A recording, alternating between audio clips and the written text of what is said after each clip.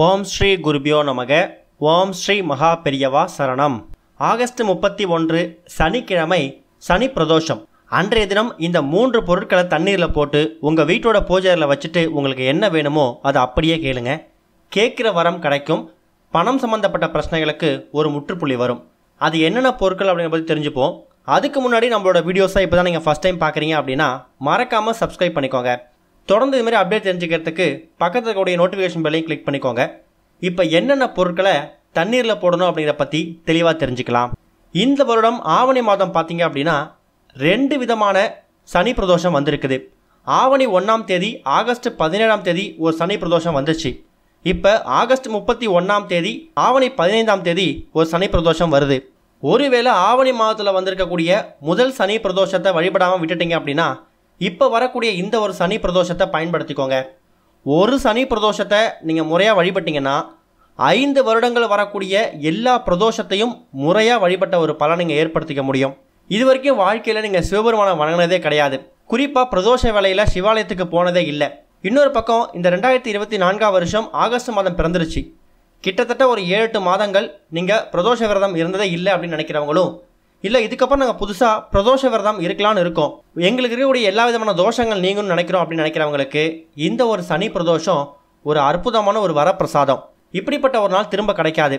ஒரு மாதத்தில் ஒரே ஒரு சனி பிரதோஷம் வர்றதே சிறப்பு தான். அதுவும் ஒரு மாதத்தில் 2 சனி பிரதோஷம் வர்றதுக்கு நம்ம கொடுத்து வச்சுருக்கணும். அப்படிப்பட்ட ஒரு அற்புதமான ஒரு நாள் தான் இந்த ஆவணி மாதமும் ஆகஸ்ட் மாதமும் சேர்ந்திருக்கக்கூடிய இந்த ஒரு மாதத்தில் அமைஞ்சிருக்கு. கண்டிப்பாக பிரதோஷ வேளையில் உங்கள் வீடு பக்கத்தோட சிவாலயத்துக்கு போங்க.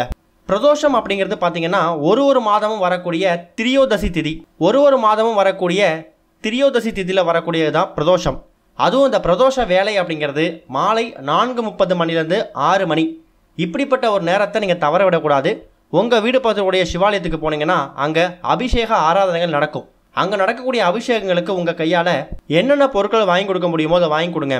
குறிப்பாக நந்தி தேவருக்கு அபிஷேகம் நடக்கும்போது நார்த்தங்காய் அபிஷேகம் செய்கிறதுக்கு நார்த்தங்காய் வாங்கி கொடுக்கலாம், இளநீர் அபிஷேகத்துக்கு இளநீர் வாங்கி கொடுக்கலாம், பால் வாங்கி கொடுக்கலாம், அலங்காரம் செய்யறதுக்கு வில்வ இலைகளையும் அருங்கம்புல் மாலையையும் வாங்கி கொடுக்கலாம். இது எல்லாமே நந்தி தேவருக்கு பண்ணக்கூடிய அபிஷேக ஆராதனைகள் செய்யலாம். அதே மாதிரி சிவபெருமானுக்கும் அபிஷேக ஆராதனைகள் நடக்கும், அதையும் கலந்துக்கோங்க. மன அழுத்தம் அதிகமாக இருக்குது, கோபம் அதிகமாக வருது, தேவையில்லாத டென்ஷன் இருக்குது அப்படின்னு நினைக்கிறவங்க ஒரு மாதம் வரக்கூடிய இந்த பிரதோஷ வேலையில் அந்த பிரதோஷ வேலை இந்த அபிஷேகம் நடக்குதுல்ல நந்தி தேவருக்கு, அந்த நேரத்துக்கு கோவிலுக்கு போயிட்டு கோவிலோட தூணில் ஒரு பக்கம் உட்காந்துக்கிட்டு கண்களை மூடி மனதை ஒருநிலைப்படுத்தி தியானம் பண்ணுங்க. தியானம் பண்ணுறதுக்கு எதுவும் தெரியலையா, ஓம் நமச்சிவாய இந்த மந்திரத்தை வாய் விட்டு மனசுக்குள்ளே சொல்லிக்கிட்டே இருங்க. கண்களை மூடி பிரார்த்தனை பண்ணுங்க. மனசை அமைதியாக வச்சுக்கோங்க. தொடர்ந்து ஒரு மாதமும் வரக்கூடிய 2 பிரதோஷத்துக்கும் 15 பிரதோஷ வேலைகள் இப்படி செய்யும்போது தேவையில்லாத மனப்பிரச்சனை, மனக்குழப்பங்கள், டென்ஷன், கோபம் இதெல்லாம் தீர்ந்துடும். இந்த ஒரு பிரதோஷத்தில் இருந்தே இதை முயற்சி பண்ணுங்க. வாழ்க்கையில் நல்லது மட்டுமே நடக்கும். கோவிலை சுற்றி வலம் வாங்க. சிவபெருமானையும் தாயாரையும் வணங்கிட்டு கோபுர தரிசனம் பண்ணுங்க. உங்களுக்கு என்ன வேண்டுதல் இருக்கோ அதை சிவபெருமான் கிட்ட சொல்லணும்னு நந்தி தேவருக்கு அதில் சொல்லிட்டு வாங்க.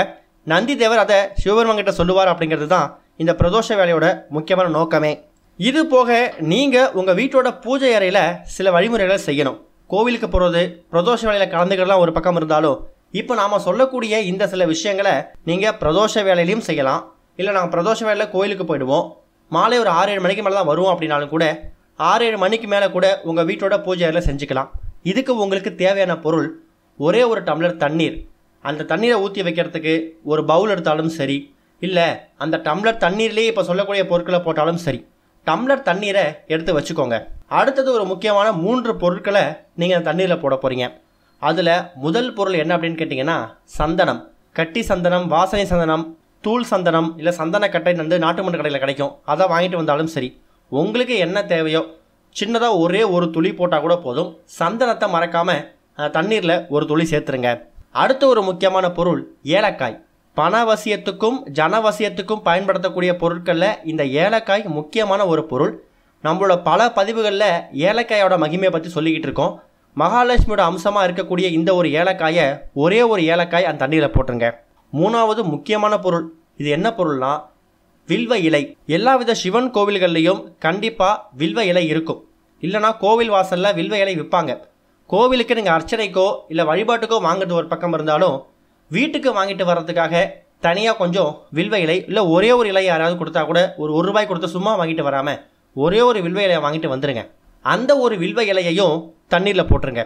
இப்போ டம்ளர் தண்ணீர்லையோ இல்லை பவுலில் இருக்கிற தண்ணீர்லையோ வில்வ இலை, சந்தனம், ஏலக்காய் இந்த 3 பொருட்களையும் போட்டு அதை சிவபெருமானோட ஃபோட்டோவோ சிலையோ இருந்துச்சுன்னா அதுக்கு முன்னாடி வச்சுடுங்க. பிரதோஷ வேலையில் கோவிலுக்கு போகலை, நான் வீட்டில் தான் இருக்கேன் அப்படின்னு நினைக்கிறவங்க மாலை ஒரு 5:30 மணி 6 மணி அந்த பிரதோஷ வேலை முடியறதுக்குள்ளே இதை செஞ்சிடலாம். இல்லை நாங்கள் பிரதோஷத்துக்கு கோவிலுக்கு போயிட்டு 6-7 மணிக்கு மேலே தான் வருவோம் அப்படின்னு நினைக்கிறவங்க வந்ததுக்கு அப்புறமா வீட்டோட பூஜையை விளக்கேற்றி பூஜை பண்ணும்போது இந்த வழிபாட்டு முறையை நீங்கள் செய்யலாம். வழிபாட்டு முறையை செஞ்சுட்டு சிவபெருமானோட ஃபோட்டோவுக்கு முன்னாடியோ சிலைக்கு முன்னாடியோ அந்த தண்ணீரில் வச்சுருக்கக்கூடிய வில்வ இலை, சந்தனம், ஏலக்காய் 3ஐயும் ஒன்றா தண்ணியோட வச்சு உங்கள் மனசுக்குள்ளே என்ன வேண்டுதல் இருக்கோ அதை வேண்டிக்கோங்க. குறிப்பாக பணம் சம்மந்தப்பட்ட என்ன பிரச்சனை இருக்கோ அதை வேண்டிக்கணும். சில பேருக்கு கிரக தோஷத்தால் அவங்களுக்கு நல்ல நேரம் கூட கெட்ட நேரமாக மாறும். பிரதோஷத்தோட முக்கியமான நோக்கம், பிரதோஷத்தை வணங்குறதுக்கான முக்கியமான நோக்கம் என்னென்னா நமக்கு வாழ்க்கையில் இருக்கக்கூடிய எல்லா விதமான தோஷங்களையும் நீக்கக்கூடிய ஒரு அற்புதமான நேரம் தான் இந்த பிரதோஷ நேரம். இந்த நேரத்தில் நீங்கள் சிவபெருமான் கிட்ட என்ன வேண்டிக்கிட்டாலும் அது அப்படியே கிடைக்கும்னு சொல்லுவாங்க. இந்த வில்வ இலை அப்படிங்கிறது அவருக்கு ரொம்ப பிடிச்சது. சந்தனம் அப்படிங்கிறது அவருக்காக அலங்காரத்துக்கு பயன்படுத்தக்கூடிய ஒரு பொருள். ஏலக்காய் மகாலட்சுமியை வாசம் செய்யக்கூடிய ஒரு பொருள். இப்படி 3 முக்கியத்துவம் வாய்ந்த பொருட்களை அந்த டம்ளர் தண்ணீரில் போட்டு அதை நீங்கள் சிவபெருமானாக பாவிச்சு நீங்கள் கஷ்டத்தவெல்லாம் சொல்லி அந்த தண்ணீருக்கு பூக்களால் அர்ச்சனை செஞ்சுருங்க. பிரதோஷ வேலை முடிஞ்சு அந்த தண்ணீர் உங்கள் வீட்டோட பூஜை அறையில் பிரதோஷத்தோட இரவு முழுக்க அப்படியே இருக்கட்டும்.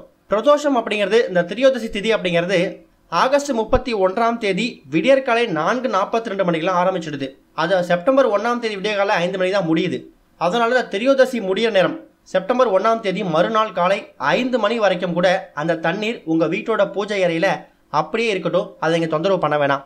மறுநாள் எழுந்ததுக்கு அப்புறமா சுத்தபத்தமாக குளிச்சுட்டு வீட்டோட பூஜை அறையில் விளக்கேற்றி வச்சுட்டு பூஜையெல்லாம் முடிச்சுட்டு அந்த தண்ணீர் வச்சுருக்கீங்களா வில்வ இலை, சந்தனம், அப்புறம் ஏலக்காய் இது 3ஐயும் போட்டு இது பிரதோஷத்தோட இரவு நேரம் முழுக்க உங்கள் பூஜை அறையில் இருந்திருக்கு.